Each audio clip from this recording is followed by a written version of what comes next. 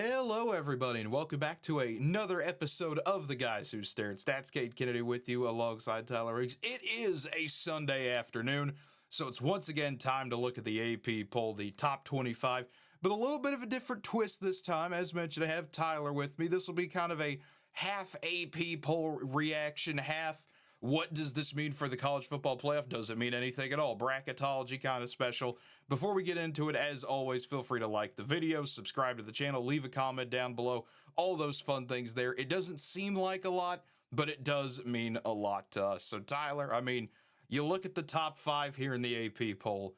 Oregon at number 1, Ohio State number 2, Texas 3, Penn State 4, Indiana 5. Not a whole lot of changes there. Everyone just shifting up. You win, you're going to keep moving on up. It's more reacting to what else has been going on. And we'll get to that in a minute. I would assume some of the teams that have moved down a little bit. But then you move Tennessee up to 6. And this is where things already get interesting. Because if you look at the point totals here, just 4 points, how points are calculated. You rank them from 1 to 25. That's how many points they get from the AP poll voters, all that. Only 4 points separating Penn State, Indiana, and Tennessee. Just absolutely crazy. You never see that tight of a gap between 3 different teams. BYU at 7, Notre Dame up to 8, Alabama 9, and Ole Miss, the big jump for them up 6 spots to number 10. That's what happens when you completely dominate a team the way they did Georgia. For sure. And it's, you mentioned that tightness there between 4, 5, and 6. And really, you got 9 teams with over 1,000 points in the poll. And even that, I think, to an extent, probably a little bit rare. And it speaks to things are really tightened up, starting to sort themselves out. Really, I would say, Cade, we're probably in a spot where after Oregon, Ohio State, Texas, it's tough to tell who, 4, 5, 6 best teams are in the country after that. It really is. And this is something we'll get into when we do our recap video as well, where it's just, I don't know who you want to put after Texas. You could make the case for almost anybody, and I'd believe it. It's one of those crazy years when it comes to things like that.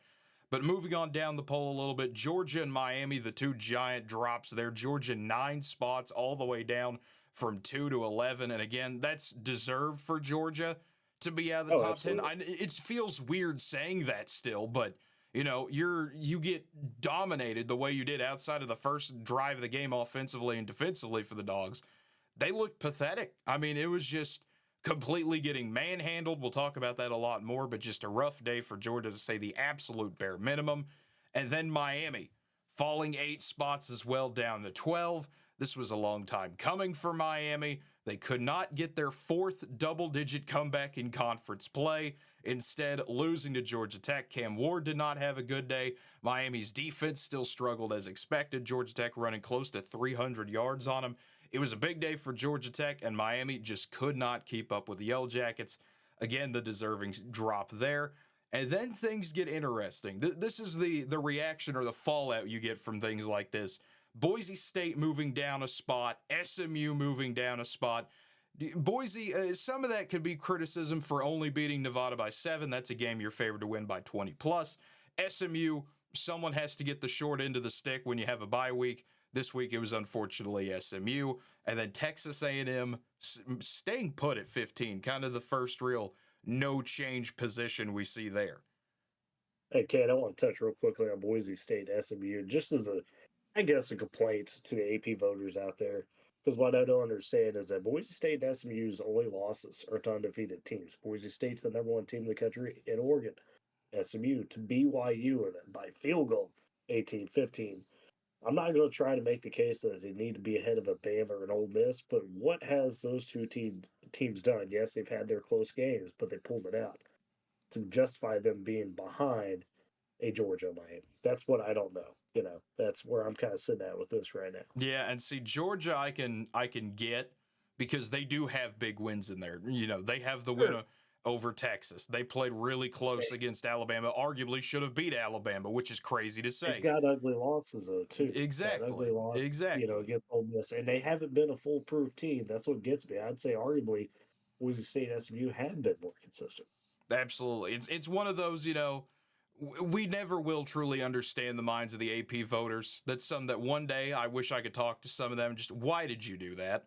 what is your case there? But some of it is just everyone has their own different things. Some would say, well, I think Georgia would beat Boise State, so I put them there. Well, if you think Georgia can beat half the teams, why'd you drop them Yeah, to 11?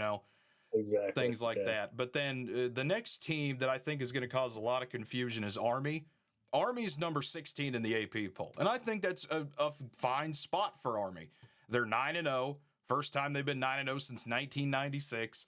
They're having a fantastic season, and yet they were only 25 in the playoff rankings last week. That will be one of the stories when we do our playoff rankings recap. Where in the world is Army, and does the committee care about what Army even does, or are they just banking on Boise running the whole way?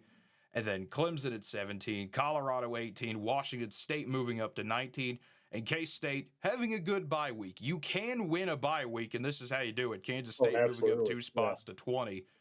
And then, Tyler, you look at that number 21, and it's LSU falling 7 spots. And honestly, I'm shocked they did not drop further. I mean, yes, South Carolina's down there at 23, who they beat, so I don't think they were going to fall that far. But why not put Louisville above them? You could say that's a meaningless, I spot I don't. there. I think 21's a fair place. Let me say that for LSU because of the teams they're with. You're pointing out there LSU's or not LSU, Louisville, South Carolina, Missouri, Tulane. When we get to them, I think that's a fair spot for LSU. I don't think they're a bad enough team to drop them out the rankings. They're just not a good enough team to win the big games. So I think that's a fair place to put them in my mind. Yeah, it's one of those. I think Louisville's just kind of been one of those vindicated teams we talked about. They had their Sure. win. They had some, losses to good opponents, but I don't know. Louisville did either way, getting the 3-point jump there. South Carolina 23, Missouri back in at 24, and Tulane, the Green Wave, in at 25 with only 98 points, which is not the lowest we've seen this season. Someone usually is going to sneak their way on in, Tyler. But then you look at the others receiving votes. Iowa State at 92, Arizona State 35, Pitt at 18, Iowa State and Pitt both falling out of the poll. Louisiana Lafayette, there's your Raging Yeah, Cajuns you've been talking about at yeah, 14. rank them, And rank them. UNLV still with just the 10 points there. And so, Tyler, I mean, you look at the AP poll now that we've kind of gone over the whole thing in full and how it relates to the playoff. I think going back up, looking at that top 10, top 12 officially, but not a whole lot I would change in terms of if I was the playoff committee. The only big change I would make, and this is going to sound a little bit crazy, Indiana, move them up to 4. That one doesn't seem crazy at all. I would make the argument that even though Tennessee has looked rough, you should jump them over Penn State at this rate. I think you put Indiana 4, Tennessee 5, Penn State 6. They're all really close together. You can put them there. BYU, of course, will have that bye, being the Big 12 champion. That's why things will look a little bit wonky. But in terms of like actual ranking 1 through 12, I think you should be able to pull that off. Penn State, again, who have they really beaten? Who is Right. Penn State's big win? It's a 3-loss Illinois team. You look at Tennessee, you could say, hey, they've beaten Alabama. They were able to not obliterate Oklahoma, but they were able to beat them enough to where that score looks a lot closer than it was. Same thing with NC State. When they were considered a good team, those are some of Tennessee's games that, yeah, the Arkansas loss looks bad. Penn State has the way better loss there, obviously. But Penn State concerns me a little bit. When you play tight against USC, who's not that great this year, you had to have the big comeback there. Wisconsin was a tight game even before Drew Aller went out. Penn State, it's just I want to continue to see more from them before I let them back in the top 5. Don't forget the near disaster against Bowling Green week 2 of the season Absolutely. at home. Absolutely. And then Notre Dame, they're going to keep winning.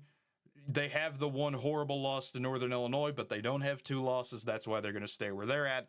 Bama and Ole Miss, I think, are fine where they're at. Georgia, they're going to be there. They're still inconsistent. The only other thing I would change, maybe, is putting SMU above Miami, like you already mentioned, Tyler. I think that case can be made. SMU's undefeated in conference play. They're the front runner in the ACC now.